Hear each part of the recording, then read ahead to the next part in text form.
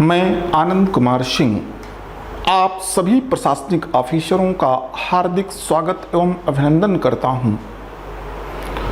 आइए आज हम लोग बिना किसी भूमिका के एक ऐसे विषय में प्रवेश करते हैं, एक ऐसे महत्वपूर्ण टॉपिक का चयन करते हैं जिसके प्रमुख शासक ने प्रयागराज को भारत की सांस्कृतिक राजधानी या उत्तर भारत की सांस्कृतिक राजधानी होने का गौरव प्रदान किया।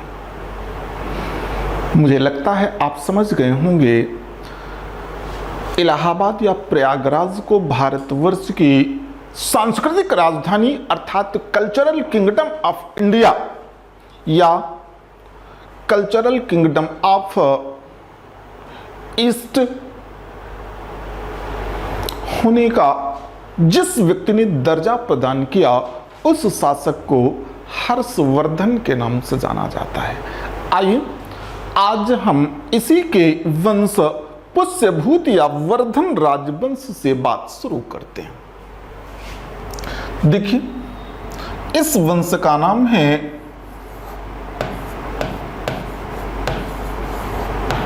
पुष्यभूति या वर्धन राजवंश। पुष्यभूत या वर्धन राजवंश के नाम से जानते हैं। आइए इसी के बारे में हम लोग थोड़ा सा ध्यान देते हैं।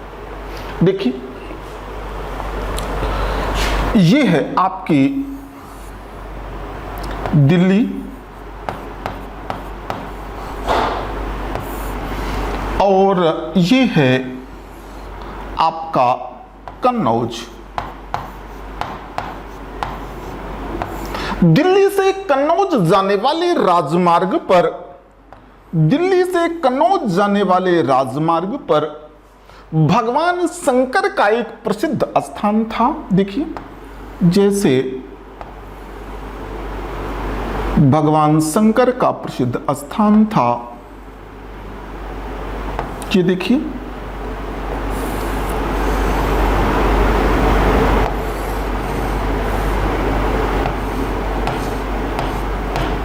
भगवान शंकर का एक प्रसिद्ध स्थान था। इस स्थान की पूजा अर्चना पुष्यभूति नाम का एक किसान किया करता था।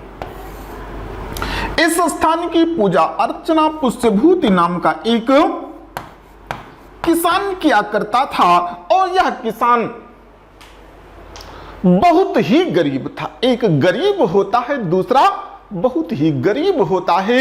ये चूंकि पुष्यभूति नाम का किसान इतना गरीब था कि अगर इसे 24 घंटे में एक बार भरपेट भोजन मिल जाए तो यह उन दिनों को अपने अच्छे दिनों में शामिल करता था।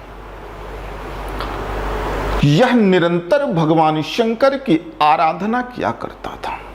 चूंकि यह भगवान शंकर की निरंतर आराधना करता था, इस कारण इसे भगवान शंकर पर अगाध श्रद्धा थी।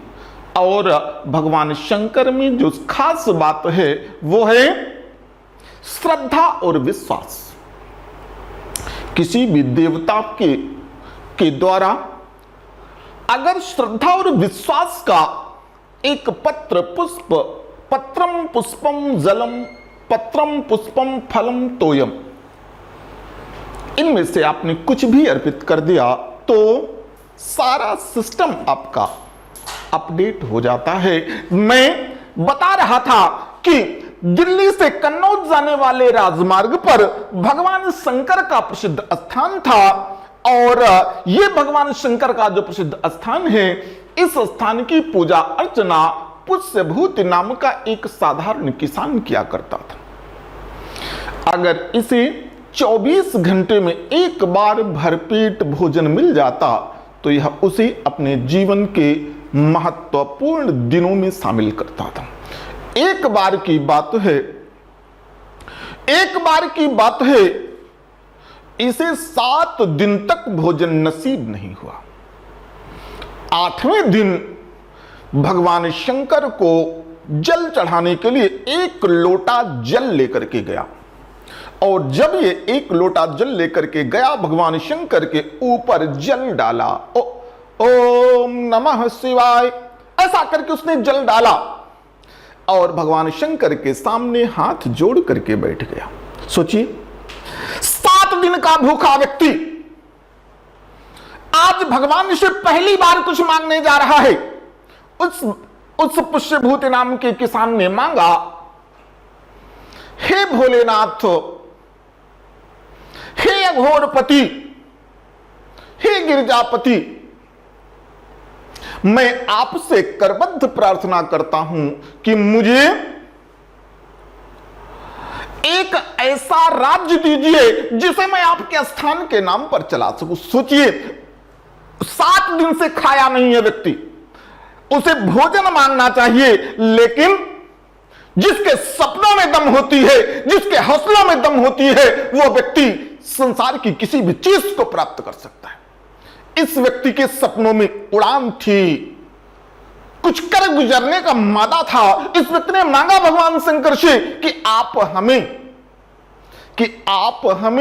एक ऐसा राज्य दीजिए जिसे मैं आपके नाम पर चला सकूं,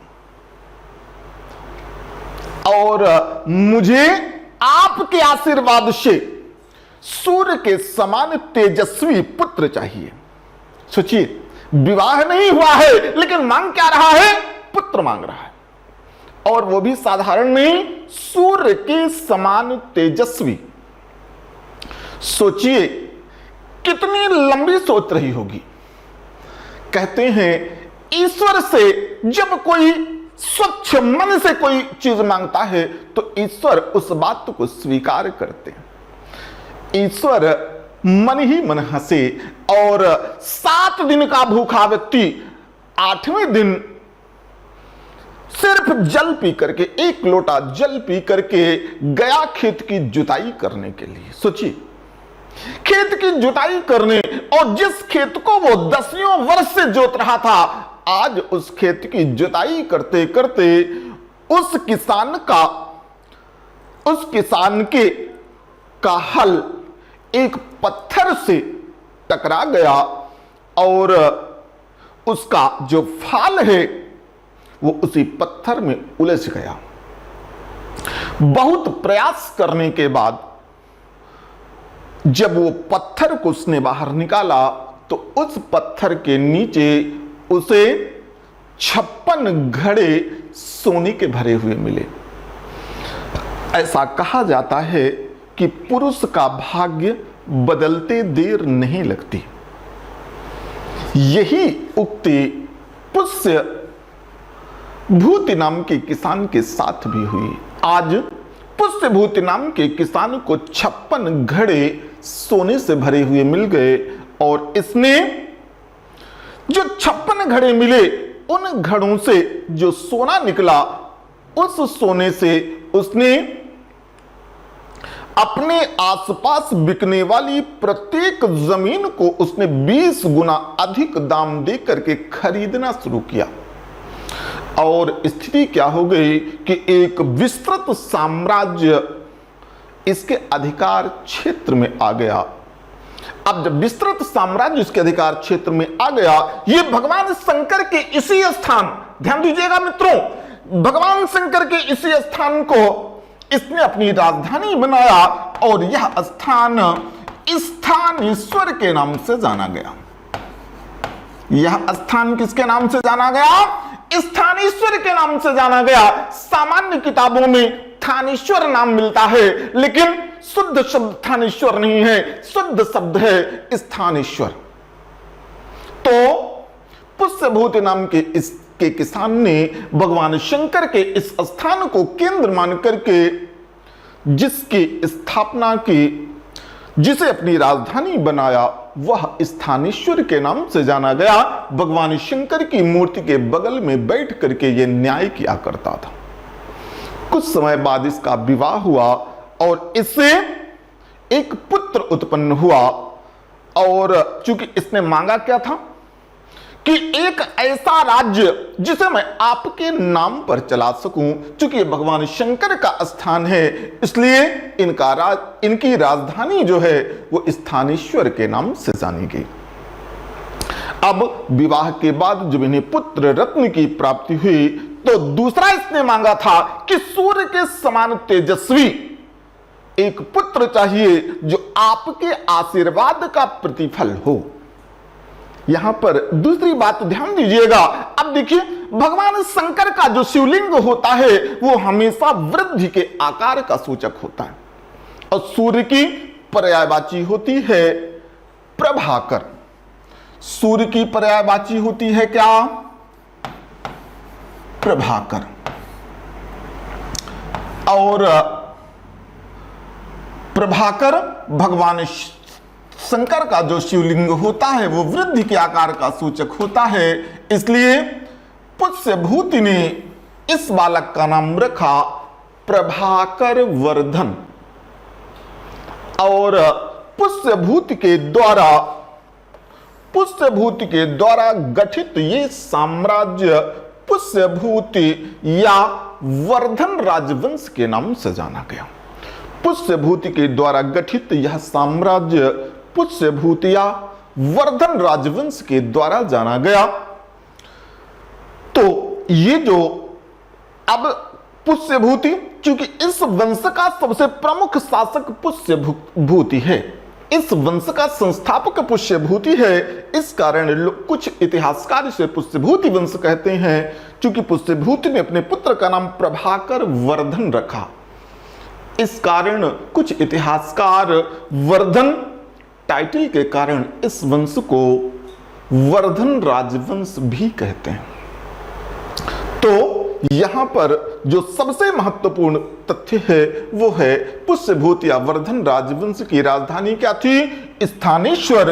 और यही स्थानेश्वर आगे चल के इतिहास में थानेश्वर के नाम से जानी गई। किसके नाम से? थानेश्वर के नाम से जानी गई। दूसरी महत्वपूर्ण बात मैं बताऊं, इस वंश का थोड़ा सा चार्ट हम लोग देख लेते हैं। इस वंश का चार्ट देखिए,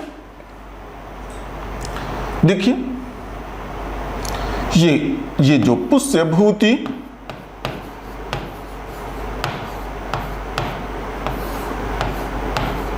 या वर्धन राजवंश,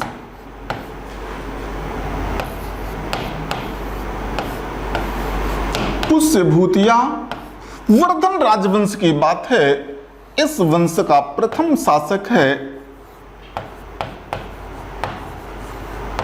पुष्यभूति, दूसरे शासक का नाम है प्रभाकर वर्धन, तीसरे शासक का नाम है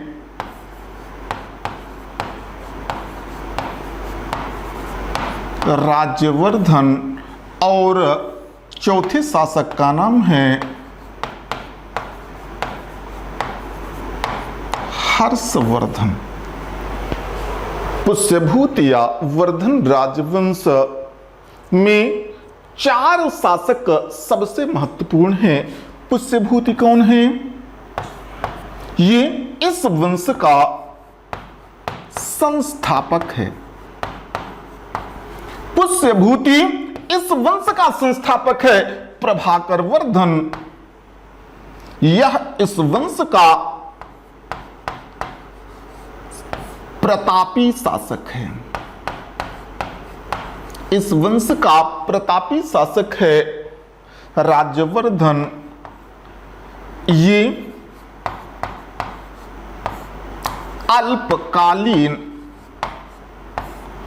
शासन करने वाला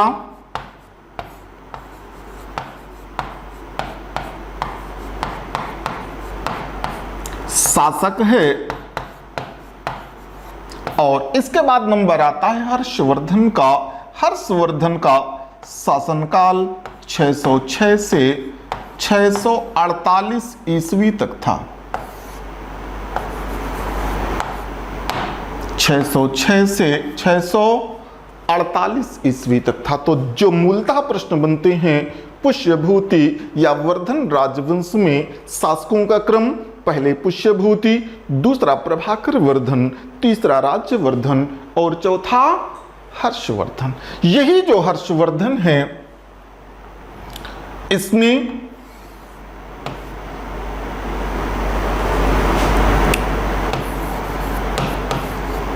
कन्नौज को अपनी दूसरी राजधानी बनाई और उत्तर भारत की जो सांस्कृतिक राजधानी है, उत्तर भारत की सांस्कृतिक राजधानी इसने किसको बनाया? प्रयाग को बनाया। उत्तर भारत की सांस्कृतिक राजधानी इसने प्रयाग को बनाया, अर्थात cultural kingdom of India Prayag को बनाने का श्रेय हर्षवर्धन को जाता है। ठीक है, तो ये एक महत्वपूर्ण तथ्य है। इसके बाद अगले उसके बारे में थोड़ा सा डिस्कस करते हैं।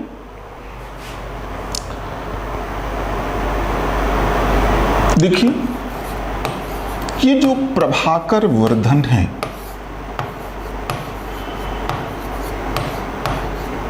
प्रभाकर वर्धन के 3 संतानें हैं। पहले नंबर पे एक पुत्री है, दूसरे नंबर पे पुत्र है और तीसरे नंबर पे पुनः पुत्र है। तो जो पुत्री है उसका नाम है राजश्री, पुत्र का नाम है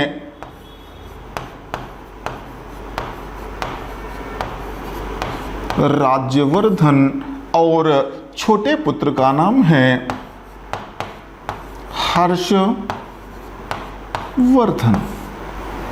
अगले पुत्र का नाम है हर्षवर्धन।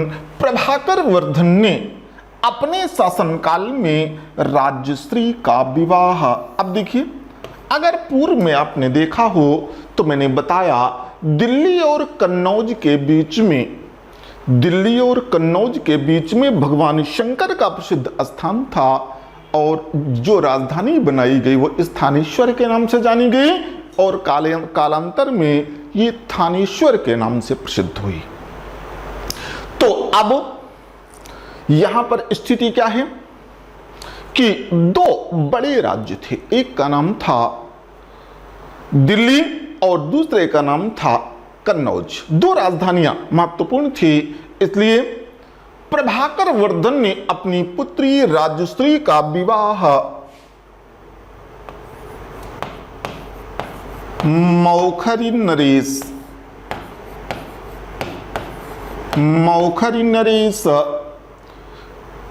जिसका नाम है रुद्रसेन द्वितीय के साथ अपनी पुत्री राजश्री का विवाह कर दिया। प्रभाकर वर्धन ने अपनी पुत्री राजश्री का विवाह मौखरी नरेश, ये शासक हैं कहां के? कन्नौज के शासक हैं। कन्नौज के मौखरी नरेश रुद्रसेन द्वितीय के साथ इन्होंने विवाह कर दिया। अब अभी इनके विवाह के 1 माह भी अच्छे से बीत नहीं पाए थे, अर्थात हाथ की मेहंदी का रंग भी अभी पूरी तरीके से छूटा नहीं था कि तभी एक शासक जिनका नाम है बंगाल, एक शासक बंगाल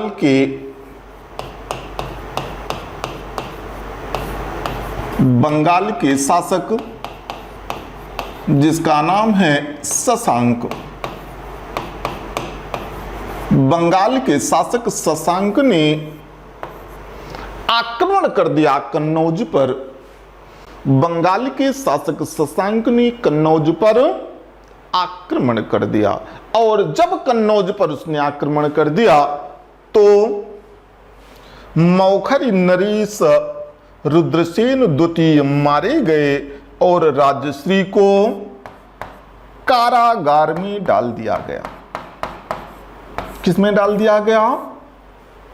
कारागार में डाल दिया गया। मौखरी नरेश रुद्रसेन द्वितीय। अब देखिए किताबों में इसके दो अन्य नाम भी मिलते हैं, वो हम लोग जिस समय कंटिन्यू एक कॉन्सेप्ट बनाने के लिए मैं ये तथ्य आपके बीच रख रहा हूं, आगे चल करके इस पर एक विस्तार से चर्चा हम लोग करेंगे तो उसमें सारी बातें एक साथ क्लियर हो जाएंगी। तो इसलिए बहुत ज़्यादा कंफ्यूज मत होइएगा, क्योंकि इतिहास का दूसरा नाम कॉन्सेप्ट होता है, और जब तक आपके मन में एक कॉन्सेप्ट नहीं बनता तब तक निश्चित तौर पर इतिहास विषय को आप आत्मसात कर पाएंगे इसकी संभावना कम होती है। इसलिए ये एक कॉन्सेप्शनल विषय है, अर्थात कॉन्सेप्ट ही इसके मूल में है। प्रभाकर वर्धन ने अपने पुत्र राज्यवर्धन को शशांक पर आक्रमण करने का आदेश दिया।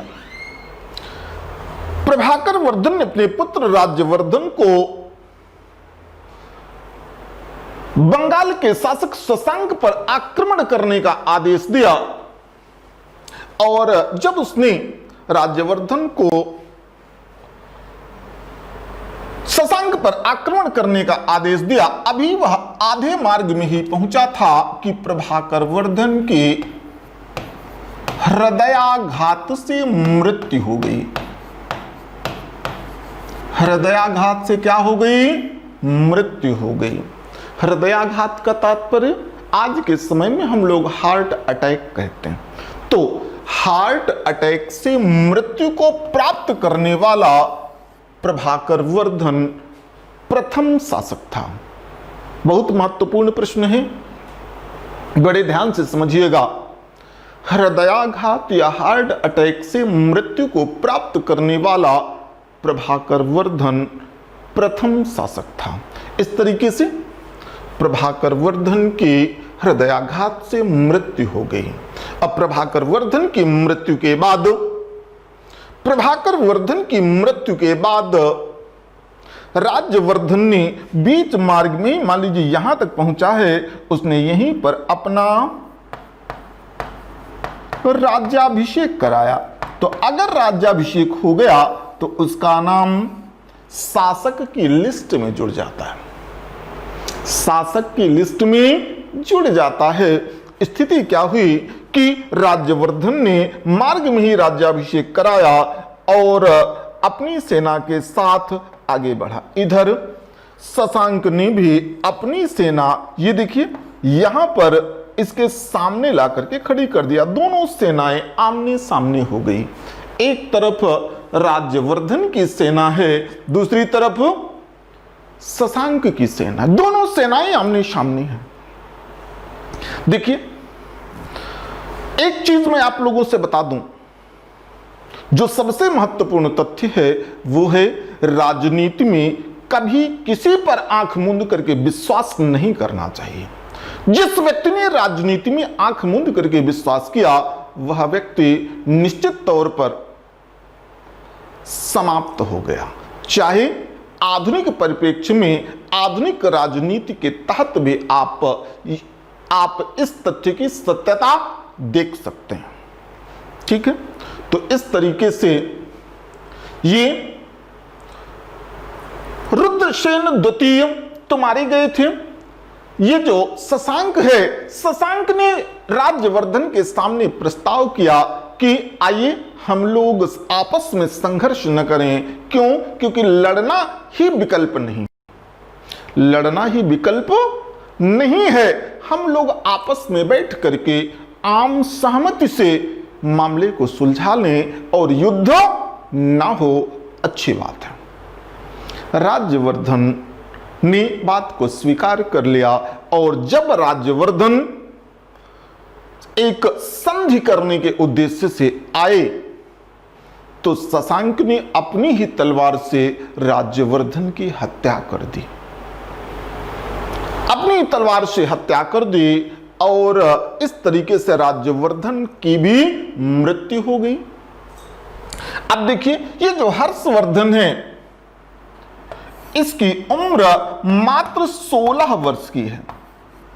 हर्षवर्धन इस समय मात्र 16 वर्ष का है। 16 वर्षीय हर्षवर्धन ने देखा कि पिता की मृत्यु हो गई, बहन जी जेल में पड़ी हैं, बड़े भाई की भी मृत्यु हो गई, अब मैं राज्य करूं तो किसके लिए? तो हर्षवर्धन ने संत बनने की इच्छा प्रकट की। ऐसी स्थिति में इस वंश के जो सेनापति हैं, जिनका नाम है सिंहनाद, सेनापति सिंहनाद, ये वृद्ध सेनापति थे, अनुभवी सेनापति थे। सिंहनाद ने हर्षवर्धन से कहा, ठीक है, आपको शासक बनना है बन जाइए, लेकिन मेरे एक प्रश्न का उत्तर दे दीजिए। हर्षवर्धन ने कहा, क्या? सिंहनाद ने कहा कि क्या आपने अपने पिता की मृत्यु के कारण शशांक, अपने पिता की मृत्यु के कारण शशांक से अपने पिता की मृत्यु का बदला लिया? भाई भाई का दाहिना हाथ होता है, तो क्या आपने अपने भाई की मृत्यु का बदला लिया? तीसरा प्रश्न है मेरा, वो है, क्या एक बहन जो भाई के हाथ में राखी बांधती है, क्या आपने उस बहन की रक्षा आपने की? अगर आपने इन तीनों कर्तव्यों को पूरा कर लिया है तो आप जाइए, आप संत बन जाइए। हर्षवर्धन की सोई हुई आत्मा कचोट गई और उसने पुष्यभूतिया वर्धन राजवंश के शासक के रूप में शपथ ली। और अब हर्षवर्धन अपने वृद्ध सेनापति और कुछ विश्वस्त लोगों के साथ जो है अपनी सेना के पास चला। अभी ये बीच मार्ग में ही हर्षवर्धन अपने सेना के लोगों के साथ बीच मार्ग में ही है कि तभी एक गुप्तचर है जिसका नाम है गुप्तचर का नाम है सीयक या कुंतलक। सीयक या कुंतलक नाम के गुप्तचर ने इन्हें सूचना दी कि आपकी बहन राज्यश्री कारागार से भाग गए हैं और वह जंगलों में आत्महत्या करने गई हैं। इधर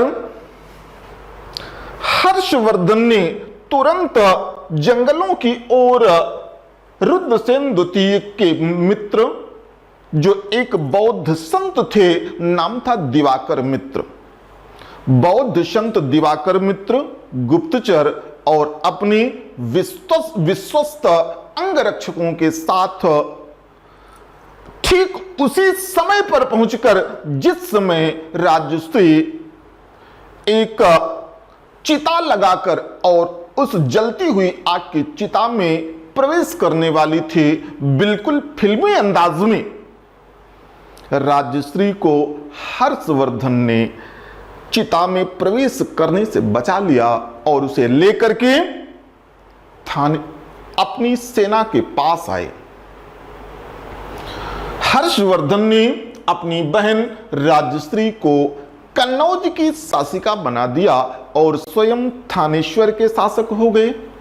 क्योंकि बहन को शासन का अनुभव नहीं था, इसलिए हर्षवर्धन ने अपनी राजधानी थानेश्वर से कन्नौज स्थानांतरित कर ली। इस प्रकार मौखरी वंश और पुष्यभूतिया वर्धन राजवंश की कंबाइंड राजधानी क्या हो गई? कन्नौज हो गई। इस तरीके से इन दोनों की सम्मिलित राजधानी हो गई कन्नौज। और कन्नौज पर इन दोनों ने एक साथ शासन प्रारंभ किया और धीरे धीरे उन्होंने संपूर्ण उत्तर भारत को जीत लिया। हर्षवर्धन स्वयं विद्वान था और इसके दरबार में अनेकों विद्वान निवास किया करते थे। हर्षवर्धन ने जो एक प्रमुख कार्य किया, उन कार्यों में शामिल है कि यह अपनी राज्य की आय का, राज्य की जो इनकम होती थी 4 वर्ष की इनकम लेकर के हर 5वें वर्ष प्रयाग आता और अपनी इनकम का सर्वस्व गरीब और भिखारियों को दान कर देता था। यह कार्यक्रम महामोक्ष परिषद के नाम से जाना गया। किसके नाम से? महामोक्ष परिषद के नाम से जाना गया। यह कार्यक्रम महामोक्ष परिषद के नाम से जाना गया।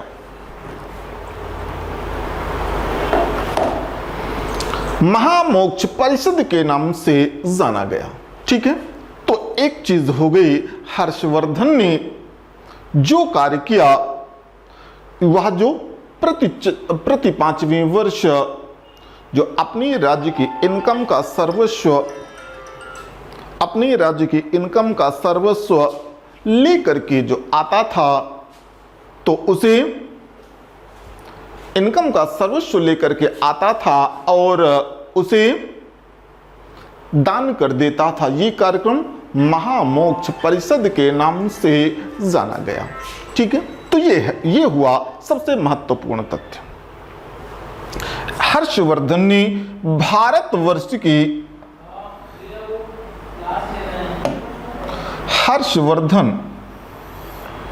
ने अपनी उत्तर भारत की राजधानी कन्नौज को बनाया और हर्षवर्धन ने उत्तर भारत की सांस्कृतिक राजधानी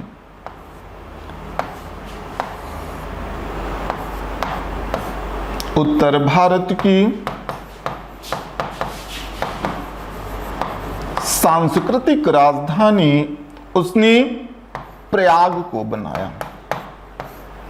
हर्षवर्धन ने अपने जीवन काल के अंतिम वर्षों में, इसमें अभी बहुत सी चीज बताने की हैं, मैंने एक मोटी मोटी चीजें बताने का प्रयास किया है कि किस तरीके से एक व्यक्ति ने कम समय में और एक सिस्टमेटिक तरीके से कैसे उसने एक ऐसे जीवन को जिया जो आने वाले समय में इतिहास में शासकों के लिए एक पद चिन्ह बना। तो मेरे कहने का तात्पर्य है कि वह व्यक्ति जो सधे हुए कदमों से आगे बढ़ता है, वो सब कुछ प्राप्त करता है जिसकी उसने कभी अपेक्षा की होगी। आप सभी हमारे निर्माण IAS चैनल को लाइक कीजिए, सब्सक्राइब कीजिए और शेयर भी अवश्य करिए, क्योंकि हमारी पहचान आप सब हैं और निश्चित तौर पर आप जब सफल होंगे तो वह दिन हमारे जीवन का सबसे सुखद दिन होगा। बस आज यहीं पर क्लास समाप्त करते हैं। आप सभी को आपके स्वर्णिम भविष्य की हार्दिक शुभकामनाएं। जय हिंद, जय भारत।